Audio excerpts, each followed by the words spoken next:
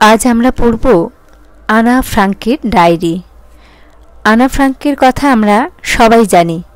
যখন জার্মানরা ইহুদিদের উপরে নির্মম অত্যাচার চালিয়েছিল, তাদের স্বাধীনভাবে বেঁচে থাকা, জীবনের সুখ, স্বাচ্ছন্দ্য, সুবিধে সব কিছুই কেড়ে নিয়েছিল জোর করে, সেই সময় থেকেই শুরু হয়েছে এই ডায়েরি। আনা ফ্রাঙ্ক মাত্র তখন 13 বছরের একটি মেয়ে।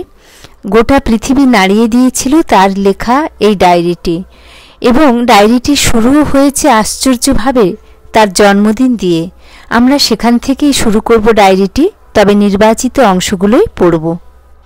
প্রথম চিঠি, রবিবার, জুন 14, 1942 সাল।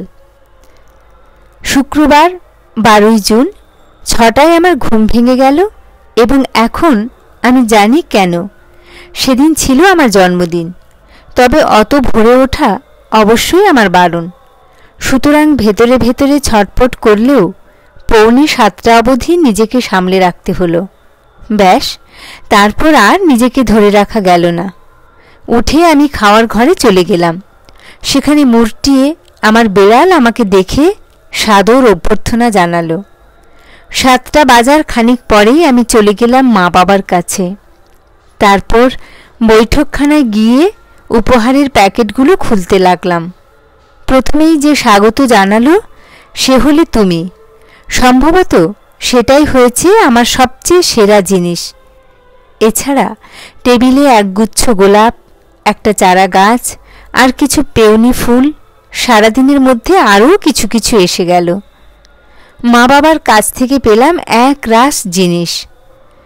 তার মধ্যে ছিল ক্যামেরা, একটি পার্টি গেম, প্রচুর লজেন্স, চকোলেট, একটি গোলকধাঁধা, একটি ব্রোচ, জোসেফ কোহেনের লেখা নেদারল্যান্ডসের লোককথা আর পৌরাণিক উপাখ্যান, ডেইজির ছুটিতে পাহাড়ে, দারুণ একখানা বই, আর কিছু টাকা কড়ি। অবশ্য এই জিনিসগুলো আমাকে বাবা মা আর আমার বন্ধুরা সবাই মিলে দিয়েছিল। এইবার আমি কিনতে পারবো গ্রিস আর রোমের রূপকথা, তোফা। তারপর লিস বাড়িতে এলো ডাকতে। আমরা স্কুলে গেলাম। টিফিনের সময় সবাইকে আমি মিষ্টি বিস্কুট দিলাম। তারপর আবার আমাদের মন দিতে হলো স্কুলের পড়ায়। এবার ইতি টানতে হবে। আসি ভাই, আমরা হব হলায় গলায় বন্ধু। শনিবার 20 জুন 1942। দিন কয়েক আমি লিখিনি। তার কারণ আমি সবার আগে চেয়েছিলাম ডায়েরিটা নিয়ে ভাবতে। আমার মতো একজনের পক্ষে ডায়েরি রাখার চিন্তাটা বেখাপ্পা। আগে কখনো ডায়েরি রাখিনি বলে নয়, আসলে আমার মনে হয় 13 বছরের একটি স্কুল মেয়ের মন খোলা কথাবার্তা কোনো আগ্রহ জাগাবে না কারো মনে, না আমার না অন্য কারো। তা হোক, কি আসে যায় তাতে। আমি চাই লিখতে, কিন্তু তার চেয়েও বড় কথা হলো আমার বুকের গভীরে যা কিছু চাপা পড়ে রয়েছে আমি চাই সেসব বার করে আনতে। এবার আমার আদত ব্যাপারটাতে আসা যাক। কেন আমি ডায়েরি শুরু করেছি তার কারণটা। এর কারণ হলো আমার তেমন সত্যিকার কোনো বন্ধু নেই। কথাটা আরেকটু খোলসা করে বলা যাক। কেননা 13 বছরের একটি মেয়ে দুনিয়ার নিজেকে একেবারে একা বলে মনে করে। এটা কারো বিশ্বাস হবে না। আমার আছে খুব আদরের মা বাবা আর 16 বছরের এক দিদি। আমার চেনা প্রায় 30 জন আছে যাদের বন্ধু বলা যেতে পারে। আমার একগোছা ছেলে বন্ধু আছে যারা আমাকে এক ঝলক দেখবে বলে উদ্গ্রীব, এবং না পারলে ক্লাসের আয়নাগুলোতে আমাকে লুকিয়ে লুকিয়ে দেখে। আমার আত্মীয় স্বজনেরা আছে, মাসি পিসি কাকা মামার দল, তারা আমার ইষ্টি কুটুম। আর রয়েছে একটা সুখের সংসার। না, আমার কোনো অভাব আছে বলে মনে হয় না। তবে আমার সব বন্ধুরই সেই একই ব্যাপার, কেবল হাসি তামাশা আর ঠাট্টাই আর কি, তার বেশি কিছু নয়। মামুলি বিষয়ের বাইরে কোনো কথা বলা যায় না। আমরা কেমন যেন কিছুতেই সেরকম ঘনিষ্ঠ হতে পারি না। আসল মুশকিলটা সেখানে। হতে পারে আমার আত্মবিশ্বাসের অভাব, কিন্তু সে যাই হোক, ঘটনাটা অস্বীকার করা যায় না, এবং এ নিয়ে আমার কিছু করার আছে বলেও মনে হয় না। সেই কারণেই এই ডায়েরি। যে বন্ধুটির আশায় এতদিন আমি পথ চেয়ে বসেছিলাম, তার ছবিটা আমার মানসপটে বড় করে ফোটাতেও চাই। আমি তাই অধিকাংশ লোকের মতন আমার ডায়েরিতে একের পর এক নিছক ন্যাড়া ঘটনাগুলোকে সাজিয়ে দিতে চাই না। তার বদলে আমি চাই এই ডায়েরিটা হোক আমার বন্ধু। আমার সেই বন্ধুকে আমি কিটি বলে ডাকব। কিটিকে লেখা আমার চিঠিগুলো যদি হঠাৎ দুম করে শুরু করে দিই, তাহলে আমি কি বলছি কেউ বুঝবে না। সেই জন্যে আরম্ভে খানিকটা অনিচ্ছার সঙ্গে মাত্র কয়েকটা আঁচড়ে আমার জীবনের ছবি ফুটিয়ে তুলব। মাকে যখন বিয়ে করেন তখন আমার বাবার বয়স 36 আর মার 25। আমার দিদি মার্গট হয় 1926 সালে ফ্রাঙ্কফুর্ট অন মাইন শহরে। তারপর আমি 1929-এ 12 জুন। আমরা ইহুদি বলে 1933 সালে আমরা হল্যান্ডে চলে যাই। সেখানে আমার বাবা ট্রাভিস এনভির ম্যানেজিং ডিরেক্টর নিযুক্ত হন। যে কোলেন অ্যান্ড কোম্পানির সঙ্গে এর ঘনিষ্ঠ সম্পর্ক, তার আপিস একই বাড়িতে। আমার বাবা তার পার্টনার। আমাদের পরিবারের বাকি সবাইয়ের ওপর হিটলারের ইহুদি বিরোধী বিধিবাধনের পুরো চোট এসে পড়েছে। কাজে জীবন ছিল দুর্ভাবনায় ভরা। যে সময়টা ইহুদিদের দেখ মার করা হয়, তার ঠিক পরে 1938 সালে আমার 2 মামা পালিয়ে আমেরিকায় চলে যান। আমার বুড়ি দিদিমা আমাদের কাছে চলে আসেন। তার বয়স তখন 73। 1940 সালের মে মাসের পর দেখতে দেখতে সুদিন উধাও হতে থাকে। প্রথমে তো যুদ্ধ, তারপর আত্মসমর্পণ, আর তারপরে জার্মানদের পদার্পণ। ওরা পৌঁছনের সঙ্গে সঙ্গে আমাদের ইহুদিদের লাঞ্ছনা দস্তুর মতো শুরু হয়ে গেল। দ্রুত পর্যায়ে একের পর এক ইহুদি বিরোধী ফরমান জারি হতে লাগল। ইহুদিদের অবশ্যই হলদে তাড়া পড়তে হবে, ইহুদিদের সাইকেলগুলো জমা দিতে হবে, রেলগাড়িতে তাদের চড়া নিষিদ্ধ এবং গাড়ি চলারও বারণ। কেবল 3টে থেকে 5টার মধ্যে ইহুদিরা সওদা করতে পারবে, এবং তাও একমাত্র ইহুদিদের দোকান বলে প্ল্যাকার্ড মারা দোকানে। 8টার মধ্যে ফিরে ইহুদিদের ঘরে আটকে থাকতে হবে। ওই সময়ের পর এমনকি নিজের বাড়ির বাগানেও বসা চলবে না। থিয়েটার, সিনেমা এবং অন্যান্য আমোদ প্রমোদের জায়গায় ইহুদিরা যেতে পারবে না। সাধারণের খেলাধুলোয় ইহুদিরা যেন চোখ না দেয়। সাঁতারের জায়গা, টেনিস কোর্ট, হকির মাঠ এবং খেলাধুলোর অন্যান্য জায়গা সবই তাদের পক্ষে নিষিদ্ধ। ইহুদিরা যেন খ্রিস্টানদের বাড়িতে না যায়, অবশ্যই যাবে ইহুদি স্কুলে। এই রকম অনেক বিধিনিষেধ জারি হলো। আমরা এটা করতে পারি না, ওটা করা নিষিদ্ধ, এই রকম অবস্থা। কিন্তু এ সত্ত্বেও দিন কেটে যেতে লাগলো। ইউপি আমাকে বলতো, যা কিছু করতে চাও তাতেই ভয়, বলা যায় না, হয়তো বারণ আছে। আমাদের স্বাধীনতায় বেজায় ধরকাট, তবু সওয়া যাচ্ছিল। 1942 জানুয়ারিতে দিদু মারা গেলেন। আজও কিভাবে তিনি আমার হৃদয় মন জুড়ে আছেন, আমি তাকে কতটা ভালোবাসি, সে কথা কেউ কখনো বুঝবে না। 1934 সালে মন্টেসরি কিন্টার গার্ডেনে আমার হাতে খড়ি। তারপর সেখানেই পড়াশোনা করি। 6 খ শ্রেণীতে পড়ার সময় স্কুলের বৎসরান্তে মিসেস কে ভের কাছ থেকে আমাকে বিদায় নিতে হলো। দুজনেই কেঁদে ফেললাম, মনও খুব খারাপ হয়ে গেল।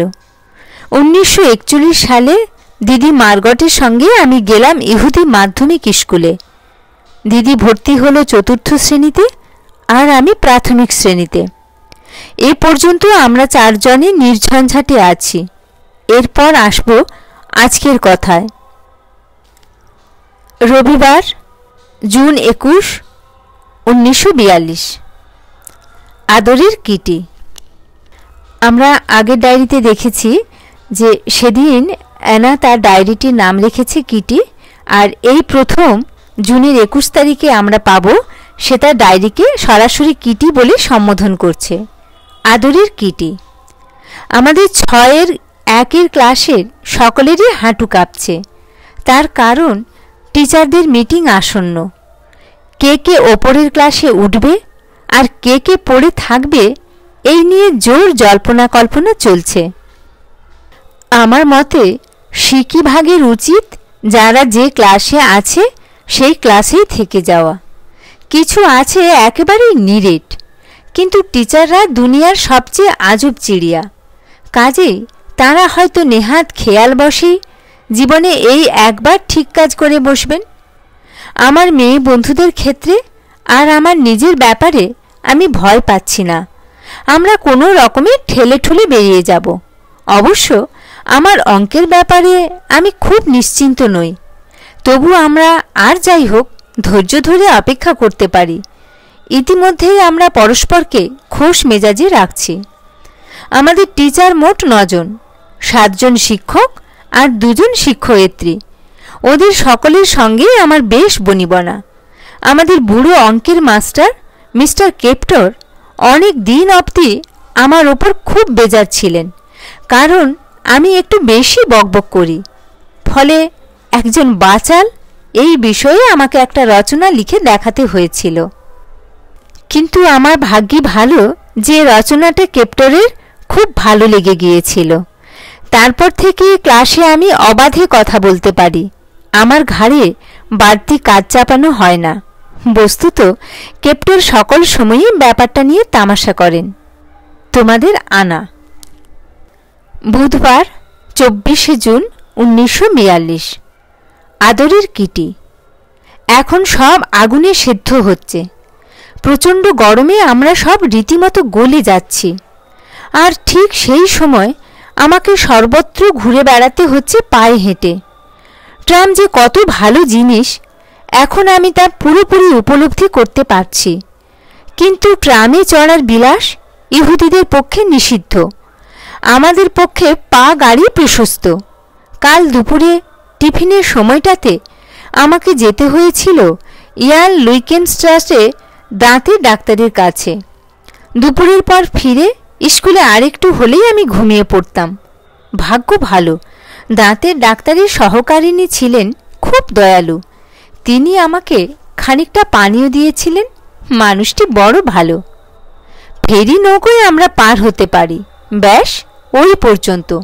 ইয়োসেফ ইসরায়েল স্কাডে থেকে একটা ছোট বোট ছাড়ে। সেখানে বোটের লোকটিকে বলতেই সে আমাদের তৎক্ষণাৎ তুলে নিল।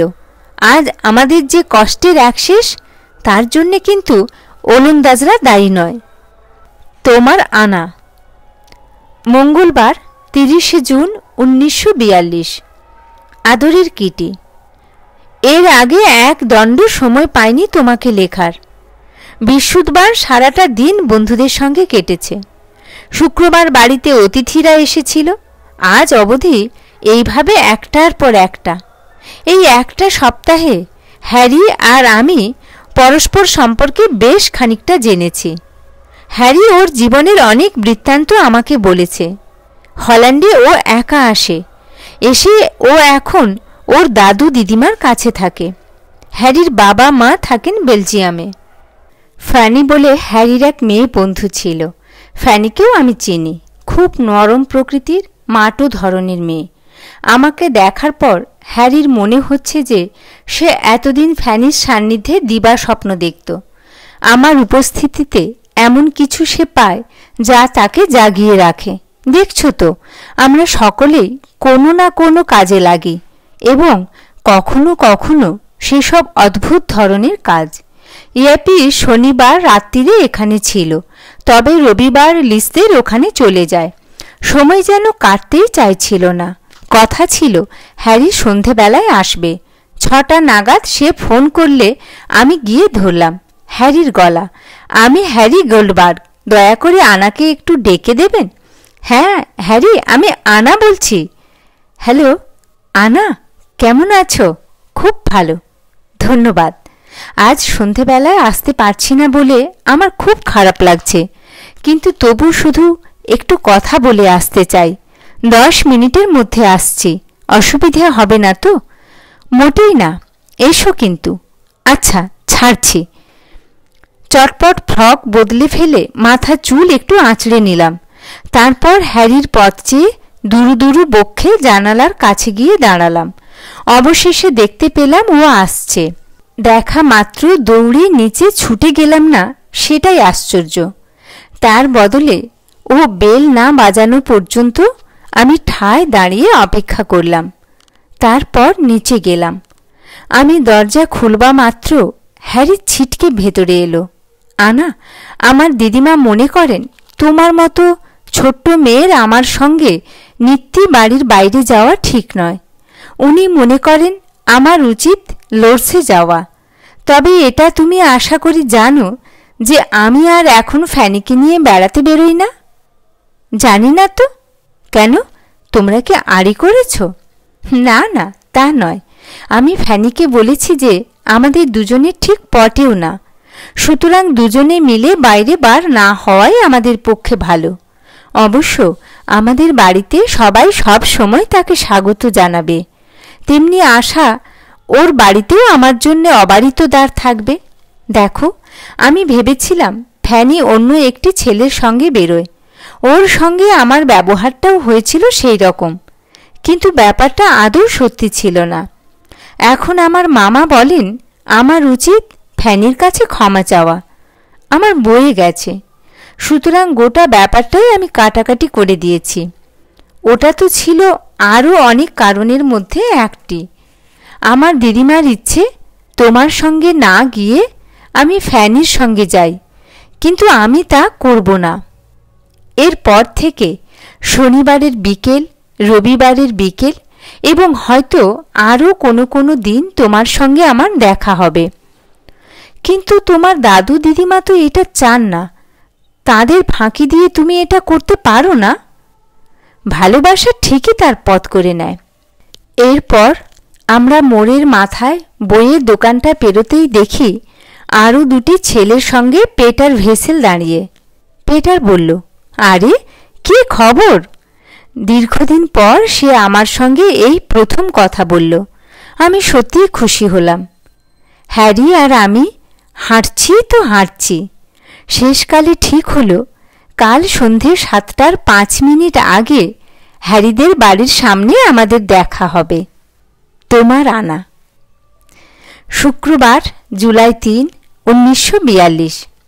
আমাদের কিটি। কাল হ্যারি আমাদের বাড়িতে এসেছিল বাবা মার সঙ্গে আলাপ করতে। আমি কিনে এনেছিলাম ক্রিম কেক, মিষ্টি, চা আর বাছাই করা বিস্কুট, বেশ পছন্দসই সব খাবার। কিন্তু আমি বা হ্যারি আমরা কেউই চাইনি হাত পা গুটিয়ে অনির্দিষ্টকাল বাড়ি বসে থাকতে। কাজেই আমরা বেরিয়ে পড়েছিলাম হাঁটতে। ও যখন আমাকে বাড়ি পৌঁছে দিয়ে গেল তখন দেখি 8:10। বাবা তো রেগে কাঁই, বললেন আমি খুব অন্যায় করেছি, কারণ 8টার পর ইহুদিদের বাইরে থাকা খুবই বিপজ্জনক। আমাকে কথা দিতে হলো যে এরপর থেকে 8:10 আগেই আমি বাড়ি ফিরব। কাল হ্যারিদের বাড়িতে আমাকে যেতে বলেছে। আমার মেয়ে বন্ধু ইয়েপি সারাক্ষণ হ্যারি হ্যারি করে আমার পেছনে লাগে। না গো, আমি সত্যিই কিন্তু প্রেমে পড়িনি। কিছু ছেলে বন্ধু তো আমার থাকতেই পারে, কেউ ও নিয়ে মাথা ঘামায় না। তবে একজন ছেলে বন্ধু অথবা মা যাকে বলেন বল্লভ, অন্যদের চেয়ে সে যেন আলাদা। একদিন সন্ধেবেলায় হ্যারি গিয়েছিল ইভাদের বাড়িতে। ইভা বলল হ্যারিকে ও জিজ্ঞেস করেছিল, ফ্যানি না আনা, কাকে তোমার সবচেয়ে বেশি ভালো লাগে? শোনো তবে, সেই মেয়ে হলো আয়না। এখন পর্যন্ত তবে কাউকে বলবে না বলেই হ্যারি সাঁ করে বেরিয়ে গিয়েছিল। দেখেই বোঝা যায় হ্যারি আমার প্রেমে পড়েছে। এর মধ্যে তবু একটু মজা আছে। মন্দ কি? মার্গট বলবে হ্যারি খাসা ছোকরা। হ্যাঁ, তবে সেটাই সব নয়। মা তো তার প্রশংসায় পঞ্চমুখ। যেমন দেখতে ভালো, তেমনি সুন্দর আচার ব্যবহার। চমৎকার ছেলেটি। আমার ভালো লাগে যে এ বাড়ির সবাই ওকে পছন্দ করে। হ্যারিরও সবাইকে পছন্দ। ও অবশ্য মনে করে আমার মেয়ে বন্ধুরা বড় বেশি খুকি খুকি। হ্যারি মিথ্যে বলে না। তোমার আনা। রবিবার সকাল, জুলাই 5, 1942। এই দিনটি থেকে আমরা আভাস পাব আনার জীবনে অন্যরকম একটা কিছু ঘটতে চলেছে। আদরের কিটি, ইহুদি নাট্যনিকেতনে আমাদের পরীক্ষার ফলাফল ঘোষণা করা হলো। আমি এর চেয়ে ভালো আশা করিনি। আমার রিপোর্ট মোটেই খারাপ নয়। একটাতে খুব ভালো, বীজগণিতে একটা 5 মার্কা, দুটোতে 6, আর বাকিগুলোতে কোনোটাতে 7, কোনোটাতে 8। বাড়ির লোকেরা খুশি হয়েছে তো বটেই, তবে আমার মা বাবা নম্বরের ব্যাপারে আদৌ অন্যদের মতন নন। রিপোর্টের ভালো মন্দ নিয়ে ওদের কোনো মাথা ব্যথা নেই। আমি সুখে স্বচ্ছন্দে বহাল তবিয়তে আছি, একেবারে বাঁদর হয়ে যায়নি, এটা দেখলেই ওরা খুশি। ওরা মনে করেন বাকিটা আপনি হয়ে যাবে। আমার ঠিক তার উল্টো। আমি পড়াশোনায় খারাপ হতে চাই না। মন্টেশ্বরী স্কুলে প্রকৃতপক্ষে 7ম শ্রেণীতেই আমার থেকে যাওয়ার কথা, কিন্তু ইহুদি মাধ্যমিক বিদ্যালয়ে আমাকে নিয়ে নেওয়া হলো। ইহুদি স্কুলে ভর্তি হওয়া যখন সমস্ত ইহুদি ছেলেমেয়েদের পক্ষে বাধ্যতামূলক হলো, তখন খানিকটা অনুনয় বিনয় করার ফলে তবে হেডমাস্টার মহাশয় আমাকে আর লিসকে শর্তাধীনে স্কুলে নিয়েছিলেন। তিনি বিশ্বাস করেছিলেন যে আমরা যথাসাধ্য চেষ্টা করব। আমি তাকে আশাভঙ্গ করতে চাই না। আমার দিদি মার্গটও তার রিপোর্ট পেয়েছে। এবারও সে দারুণ ভালো করেছে। স্কুলে সব প্রশংস গোছের কোনো ব্যবস্থা থাকলে সেটা পেয়ে সে উপরে উঠতে পারত। ও যা মাথাওয়ালা মেয়ে। বাবা ইদানিং খুব বেশি সময় বাড়িতেই থাকেন, কেননা ব্যবসার ক্ষেত্রে বাবার কিচ্ছু করার নেই। নিজেকে ফালতু বলে ভাবতে নিশ্চয়ই খুব জঘন্য লাগে। ট্রাভেস নিয়ে নিয়েছেন মিস্টার কুইফুস। কোলেন অ্যান্ড কোম্পানি চলে গিয়েছে মিস্টার ক্লারালের হাতে। কদিন আগে আমাদের ছোট চত্বরটা হেঁটে পার হওয়ার সময় আমাদের গা ঢাকা দিয়ে থাকার কথাটা বাবা পারলেন। আমি তাকে জিজ্ঞেস করলাম, কি এমন ঘটল যে হঠাৎ দুম করে এখনই কথা তিনি বলতে শুরু করলেন? বাবা বললেন, দেখ আনা, তুই তো জানিস যে আজ 1 বছরেরও বেশি দিন ধরে অন্য লোকদের সমানে আমরা খাবার দাবার, জামা কাপড়, আসবাবপত্র জুগিয়ে আসছি। আমরা চাই না জার্মানরা আমাদের যথা সর্বস্ব কবজা করুক, তেমনি আমরা নিশ্চয়ই চাই না নিজেরা স্বয়ং ওদের কবলে গিয়ে পড়তে।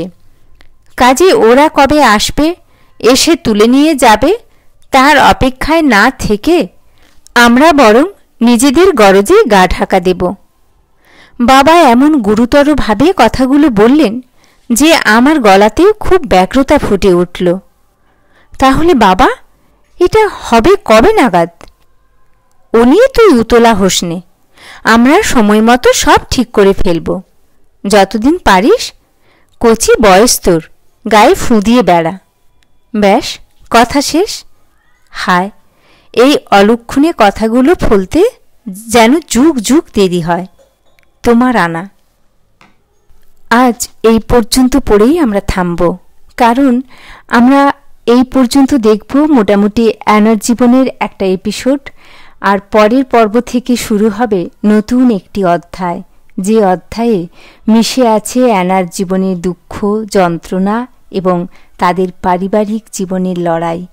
সেখান থেকে শুরু করব আমাদের দ্বিতীয় পর্ব। কেমন লাগলো আজকের এই পাঠ আপনারা জানাবেন। ভালো লাগলে লাইক করবেন, কমেন্ট করবেন, শেয়ার এবং সাবস্ক্রাইব করবেন। আর যদি চান এটি আরও ডিটেলে পড়তে, তাহলে আপনারা প্লিজ কমেন্ট করে সেটা জানাবেন।